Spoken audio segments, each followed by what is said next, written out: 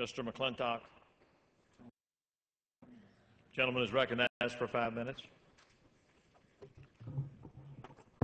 Thank you, Mr. Speaker. Many people were quite relieved when President Obama promised to reduce taxes on 95% of Americans. Last week, the President introduced his new budget that depends upon a staggering tax increase of $1.4 trillion over the next 10 years.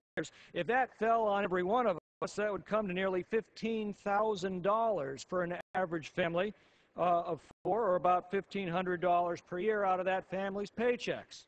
So what a relief it was to hear the President's assurances that that's only going to be a tax on the rich. Except it's not. As we begin dissecting the President's new taxes, it's becoming crystal clear that they are actually hitting squarely at the middle class, working families who are struggling to make ends meet in the worst economy in a generation. Let me walk you through the reasons why the President's new taxes are something that every middle-class family should fear. There are about $650 billion of direct tax increases, including a boost in the income tax of nearly 40%. Now, that's the part that the President says will only be on the very wealthy, which he defines as people making $125,000 a year or couples making $250,000. But when you scratch the surface, you learn that more than half of these folks aren't folks at all.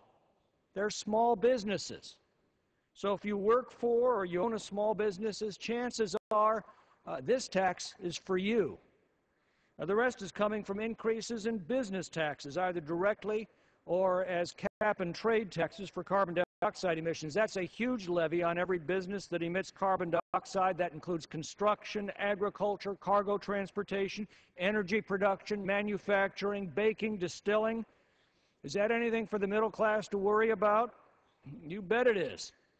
See, let you in on a little secret of government finance. Businesses do not pay business taxes. There are only three possible ways that a business tax can be paid. It's paid by us as consumers through higher prices. It's paid by us as employees through lower wages, or it's paid by us as investors through lower earnings. That's what's remaining of our 401ks. There is simply no other possible way a business tax can be paid.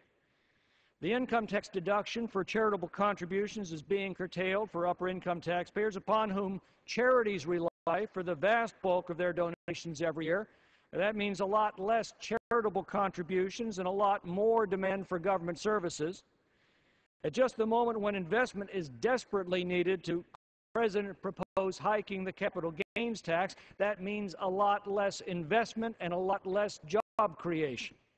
Now, this is not a complicated principle. If you tax something, you get less of it. If you tax productivity, you get less productivity. If you tax charitable contributions, you get less charitable contributions. If you tax investments, you get less investments and less jobs. If you tax energy production, you get less energy.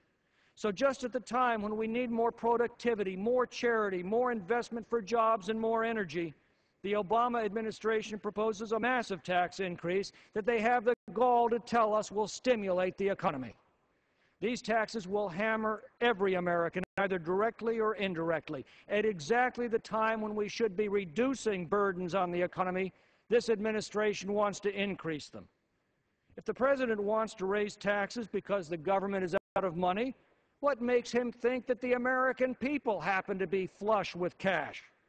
This is exactly the mistake that Herbert Hoover made in responding to the recession of 1929. He dramatically raised income taxes, import taxes, and spending, and he turned the recession of 1929 into the depression of the 1930s. Adam Smith, the father of modern economics, pointed out that a government that raises taxes in response to a recession makes exactly the same mistake as a shopkeeper who raises prices in response to a sales slump.